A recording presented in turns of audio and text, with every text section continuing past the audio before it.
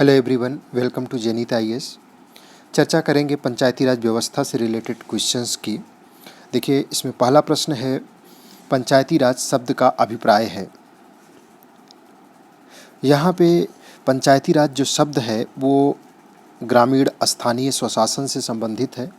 लोकतंत्र के विकेंद्रीकरण के द्वारा स्थानीय स्वशासन को 1992 में 73वें और 74वें संविधान संशोधन अधिनियम के द्वारा प्रारंभ किया गया, जिसमें जो पंचायती राज है वो ग्रामीण स्थानीय स्वशासन के लिए है, जबकि नगर पालिकाओं की स्थापना शहरी स्थानीय स्वशासन के लिए की गई है।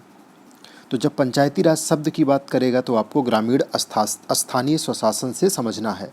नेक्स्ट है, बलवंत राय मेहता समिति की अनुशंसा क्या थी?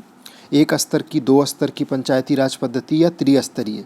तो बलवंत राय मेहता समिति 1957 में गठित हुई थी और इसने त्रिस्तरीय पंचायती राज व्यवस्था की अनुशंसा किया था, जबकि अशोक मेहता समिति जिसका गठन 1977 में हुआ था, उन्होंने दो स्तरीय पंचायती राज व्यवस्था के गठन की बात की थी। नेक्स्ट क्वेश्चन है, बलवंत राय मेहता समिति ये पहली समिति थी। इन्हें स्थानीय स्वशासन का शिल्पकार भी कहा जाता है, बलवंत राय मेहता को। 1957 में यह समिति गठित हुई थी। इसकी अनुशंसाओं पर विचार करना है। ग्राम पंचायत की स्थापना प्रत्यक्ष रूप से चुने हुए प्रतिनिधियों द्वारा होनी चाहिए, बिल्कुल सही है।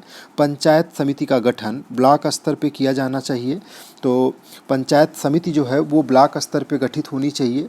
इन्होंने जो अनुशंसा किया था इसमें त्रिस्तरीय पंचायती राज व्यवस्था की बात किया था, जिसमें गांव स्तर पे ग्राम पंचायत, ब्लॉक स्तर पे पंचायत समिति और जिला स्तर पर जिला परिषद की स्थापना की बात की गई थी। और जिला परिषद का अध्यक्ष जिलाधिकारी को होना चाहिए, ये बात रखी गई थी। और इन लोकतांत्रिक निकायों में शक्ति का वास्तविक हस्तांतरण होना चाहिए, ये भी बात इसमें कही गई थी। तो बिल्कुल सही है, चारों सही है। आपका आंसर क्या हो जाएगा? डी। नेक्स्ट क्वेश्चन देखिए, पंचायती राज व्यवस्था के तहत अनुसूचित जाति और जनजाति के लिए 1/3 सीट आरक्षित की गई है। पंचायती राज व्यवस्था के तहत जो सीटें हैं वो कितनी आरक्षित की गई हैं? तो एससी और एसटी के लिए 1/3 सीटें आरक्षित की गई हैं। पंचायती राज व्यवस्था के तहत महिलाओं के लिए कम से कम 1/3 सीटें आरक्षित की गई हैं। तो देखिए, जो पंचायती राज व्यवस्था के तहत एससी और एसटी के लिए सीटें हैं वो उनकी जनसंख्या के आधार पर हैं, जबकि पंचायती राज व्यवस्था के तहत जो महिलाओं के लिए सीटें हैं वो कम से कम 1/3 आरक्षित की गई हैं। इसका आंसर क्या हो जाएगा? सी, जिसमें कहा गया है कि पंचायती राज व्यवस्था में जो महिलाओं के लिए सीटें आरक्षित की जाएँ वो 1/3 से कम नहीं होनी चाहिए। और इसमें एससी और एसटी कैटेगरी की महिलाओं को भी शामिल करते हुए 1/3 से कम नहीं होनी चाहिए, यानी कम से कम 1/3 जरूर होनी चाहिए। तो अगला प्रश्न देखिएगा, राज्य वित्त आयोग का गठन राज्यपाल के द्वारा किया जाता है। राज्य वित्त आयोग का जो कार्य है वो राज्य सरकार और जो स्थानीय सरकारें हैं इनके बीच में करों के बंटवारे की अनुशंसा करने के लिए होता है।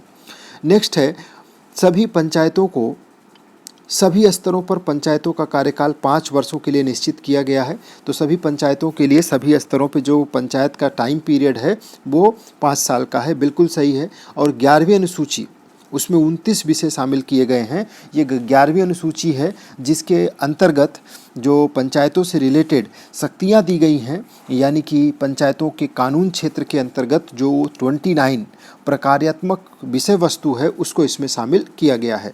दोनों सही होगा, इसका आंसर हो गया सी।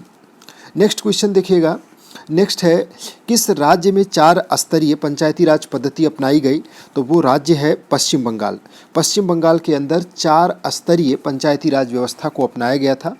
नेक्स्ट क्वेश्चन, अशोक मेहता समिति जिसकी स्थापना 1977 में की गई थी, बलवंत राय मेहता समिति, ये 1957 में। देश का पहला राज्य जहाँ पे पंचायती राज व्यवस्था की स्थापना हुई वो राजस्थान था, और दूसरे नंबर पे जो राज्य था वो आंध्र प्रदेश है।